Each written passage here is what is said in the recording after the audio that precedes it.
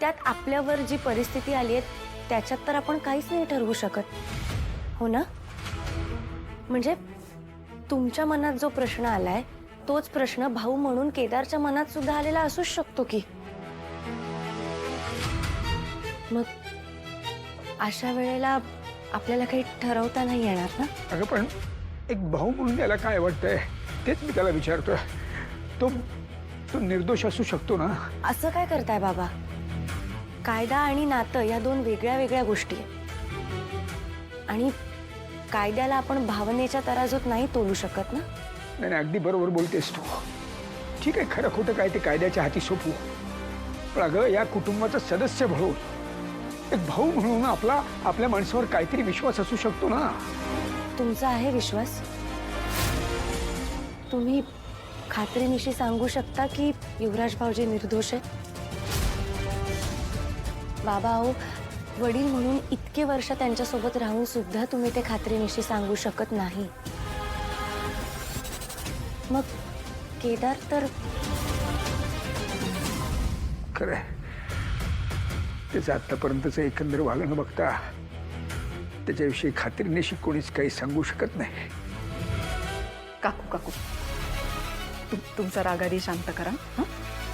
तुला राग दिसतोय का फक्त? हा, पण माझ्या मुलाबद्दलची कळकळ, माझं त्याच्यावरचं प्रेम हे दिसत नाहीये का तुला? दिसतंय मला काकू. अजूनही ती तारिणी कशी बरोबर आहे, तो केदार किती चांगला आहे हेच बोलतात तुम्ही सतत, त्यातच अडकलात. माझं प्लीज ऐकून घ्या. मला मान्य आहे की केदारनी जे काही केलंय ते तुम्हाला पटलेलं नाहीये, पण ते का केलं हे आपल्या सगळ्यांना माहिती आहे ना. बापूराव जामखंडे तिकडे पोहोचले म्हणून हा सगळा प्रॉब्लेम झाला. प्रॉब्लेम त्यांचा नाहीच आहे, प्रॉब्लेम खरं तर तुमच्या डोक्यात झालाय. त्या केदार तारिणी त्यांच्यामध्ये अडकलात तुम्ही, त्यांनी ना भुरळ घातलीये तुम्हाला. उतरती लागलीच आहे या घराला, पण त्या दोघांचं भूत तुमच्या डोक्यावरून उतरेपर्यंत खांडेकरांचं संपूर्ण घर उद्ध्वस्त झालेलं असेल हे लक्षात ठेवा. माझं ऐकून घ्याल तुम्ही? नाही, मला तर काही ऐकायचंच नाही. बरं ठीक आहे, ऐकू नका. ठीक आहे, ऐकू नका. नाही ऐकायचं ना तुम्हाला, काही हरकत नाही. फक्त हे बघा हा फोटो युवराजच्या हळदीतला आहे ना. हा युवराज आहे आणि हा कोण आहे? गुलाब, बरोबर ना? तुम्ही म्हणताय की युवराज या सगळ्यात इन्व्हॉल्व नाहीये, करेक्ट? हे सत्य आपण कसं नाकारणार आहोत? ठीक आहे, तारिणीने जे काही केलं ते चुकीचं केलं, पण मग हे काय आहे हे तर आपण नाकारू शकत नाही ना.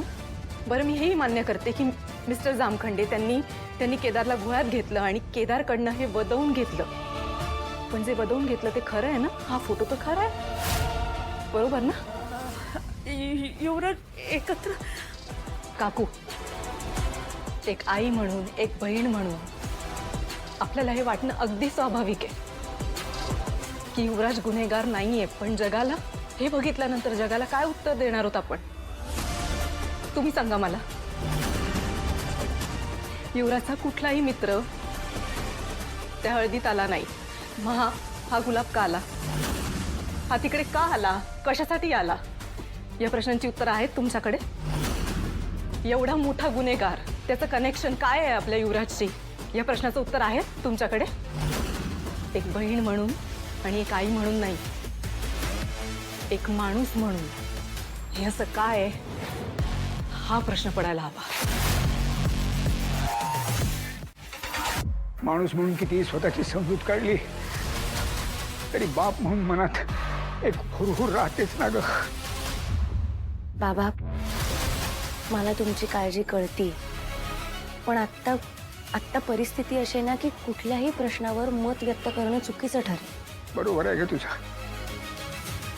पण युवराजचं हे असं जेलमध्ये असणं आणि आपल्याला काही करता न येणं याबद्दल बाप म्हणून किती हतबल वाटतंय हे मी शब्दात नाही सांगू शकत. मग अशा वेळेला स्वतःची काळजी घेणं जास्त गरजेचं आहे ना,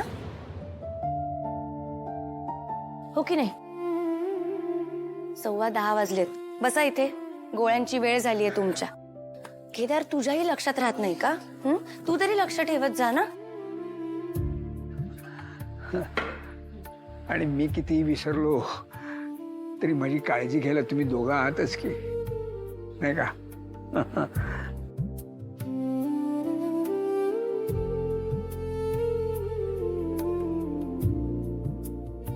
पण खरं सांगू का बाळा,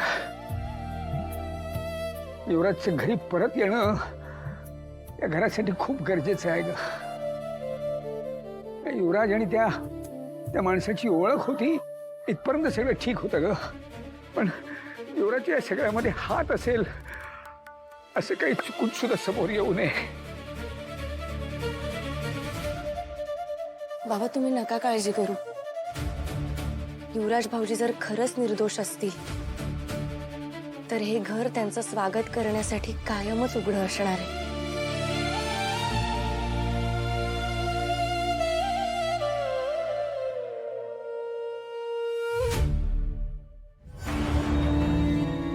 ए बाबा हे घे, भिडून घे. मागच्या टाइमला तू जेवण परत पाठवलं, आता तरी खाशील ना? मग अशी काय बोललो होतो मी? कोण आहे मी? युवराज खांडेकर आहे मी. हे असे जेवण जेवणार आहे मी? मग मी काय करू? चांगलं जेवण करा. हे काय ही पोळी आहे? ही एवढी कडक असते पोळी? इथे बाजूला कुठेतरी शाळा असेल ना तर स्पोर्ट्स डेला त्या तिकडे थाळीपे खेळतील पोरं ह्याच्याने. आता 3 काटे लावायला इथे घड्या बुन लावाय. हे काय? हे असं असतं जेवण? 5 स्टार हॉटेलमध्ये आलेस हा? कुठला पराक्रम केलास तू तुझ्यासमोर पंचपक्वानाचा ताट ठेवायला? पंचपक्वान इथे आल्यापासून मी अन्नाचा एक कण खाल्लेला नाही. मला भूक लागली आहे.